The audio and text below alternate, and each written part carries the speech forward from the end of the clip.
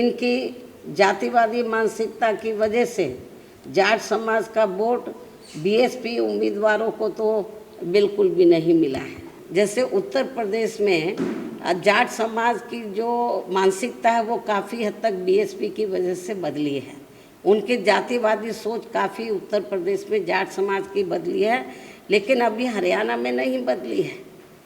तो उनकी जो मानसिकता है दलितों के मामले में, तो वो भी अभी पूरे तौर से परिवर्तित नहीं हुई है। और यूपी में हुई है, हमारे एमएलए भी बने हैं। और जब मेरी सरकार बनी 2007 में पूर्ण बहुमत की, तो वहाँ पर हमने जाट समाज के कई लोगों को मंत्री आदि भी बनाया है।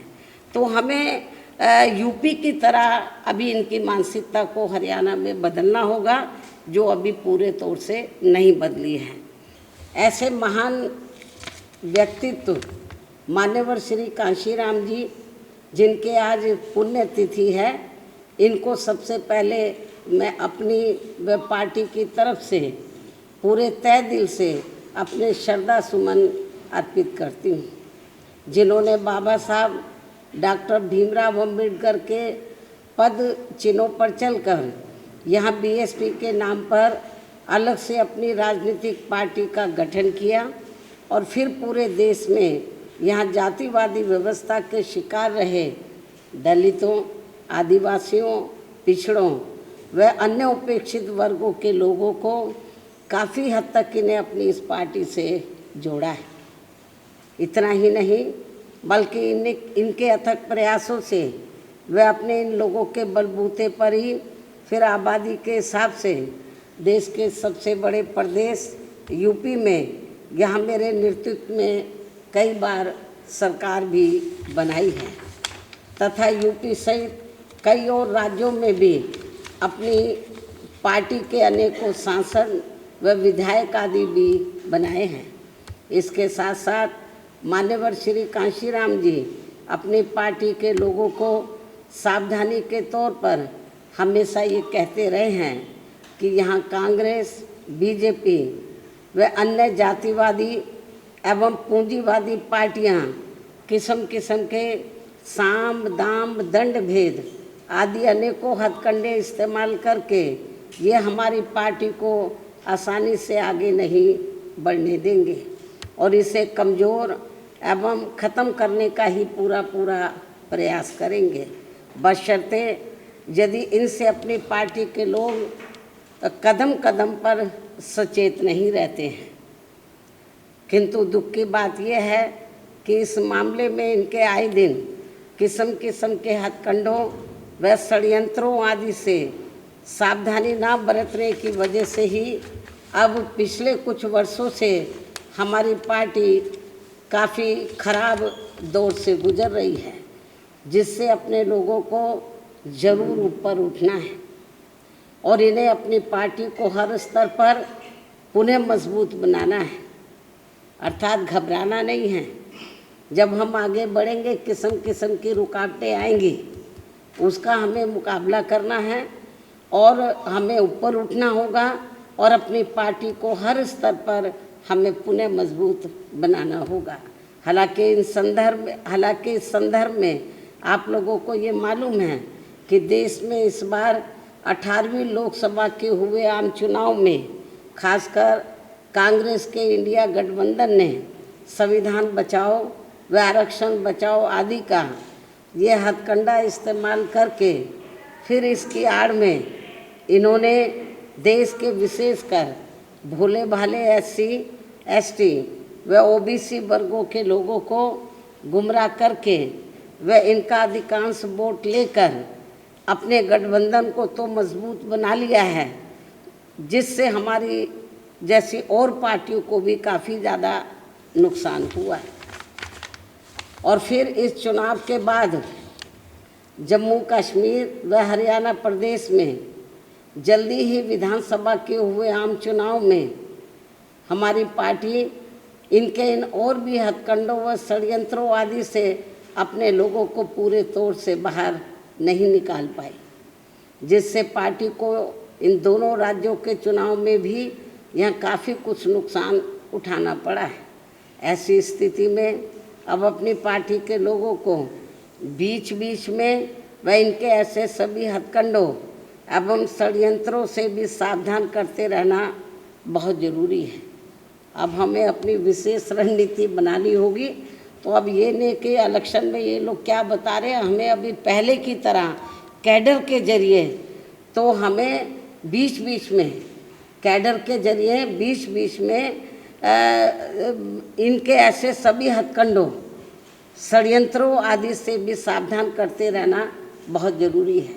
जैसे हमारी पार्टी पहले करती थी, वैसे हमें फिर से पुनः यह अभियान शुरू करना होगा, तभी फिर हमारी पार्टी आगे चलकर पुनः बेहतर स्थिति में आ सकती है, जो ये अपनी पार्टी व मूवमेंट के हित में बहुत ज़रूरी भी है। ऐसा किए जाने पर ही फिर इस बार यही मान्यवर श्री कांशीराम जी के प्रति अपनी पार्टी के लोगों की सच्ची श्रद्धा भी होगी। इस उम्मीद व भरोसे के साथ ही अब मैं अपनी बात यहीं समाप्त करूं, लेकिन इससे पहले कल जम्मू कश्मीर व हरियाणा प्रदेश में विधानसभा चुनाव के आए नतीजों में हमारी पार्टी की जो स्थिति रही है, तो उसके बारे में मैं ये कहना चाहूँगी कि हरियाणा कृषि प्रधान प्रदेश है।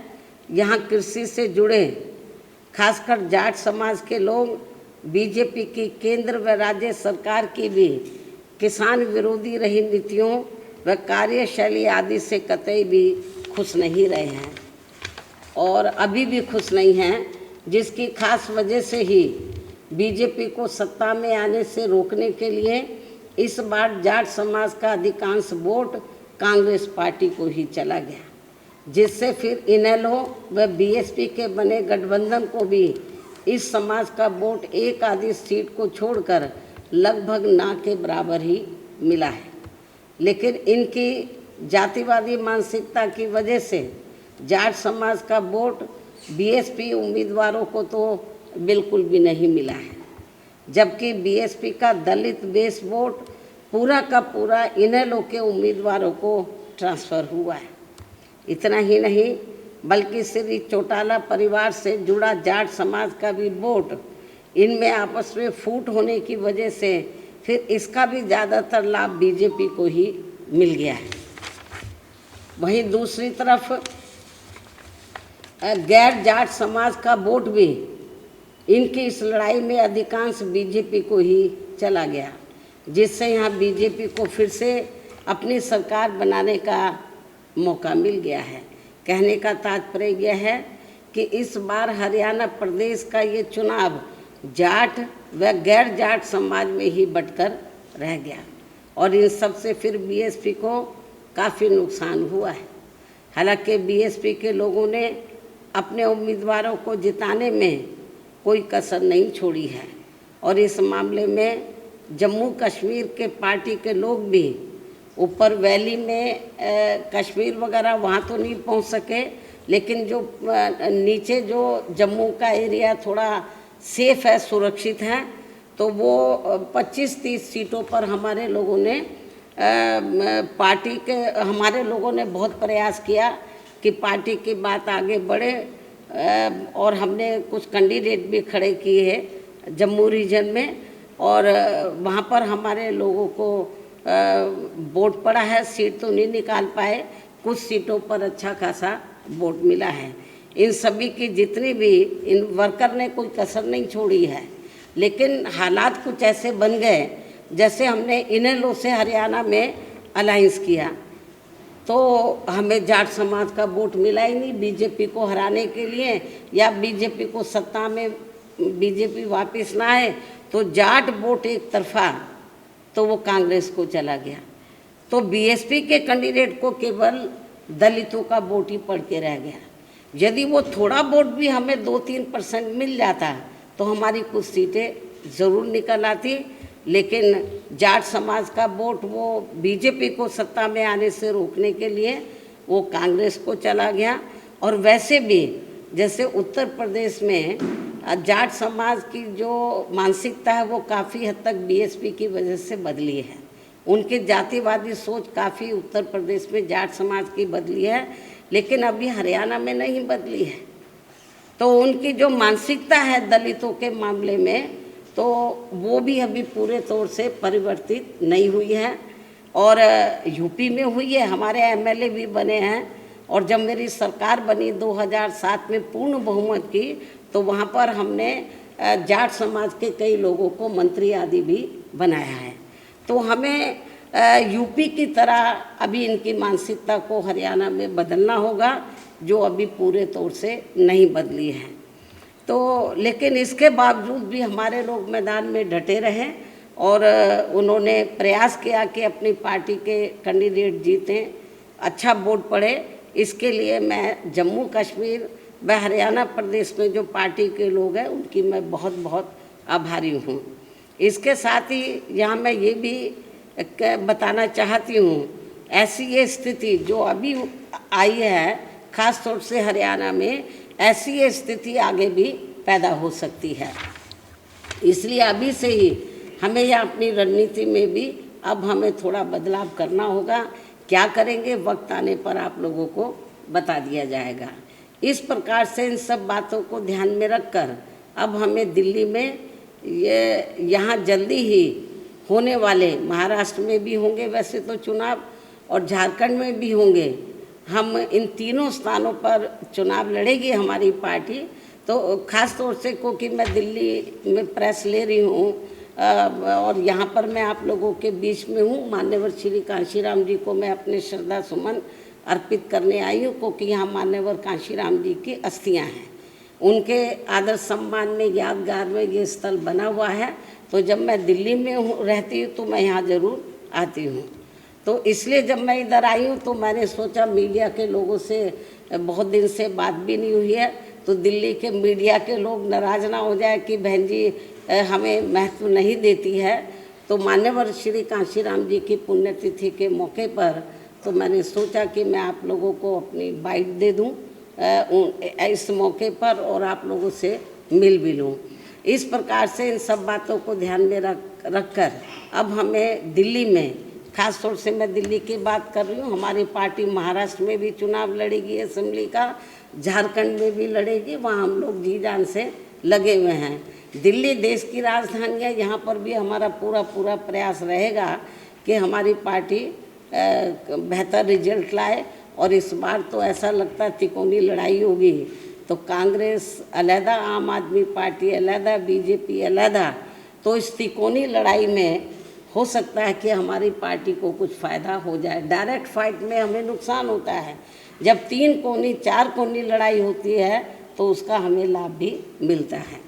तो इस प्रकार से इन सब बातों को ध्यान में रखकर अब हमें दिल्ली में यहाँ जल्दी ही, खासकर दिल्ली में यहाँ जल्दी होने वाले विधानसभा चुनाव में भी काफ़ी सावधान रहना होगा।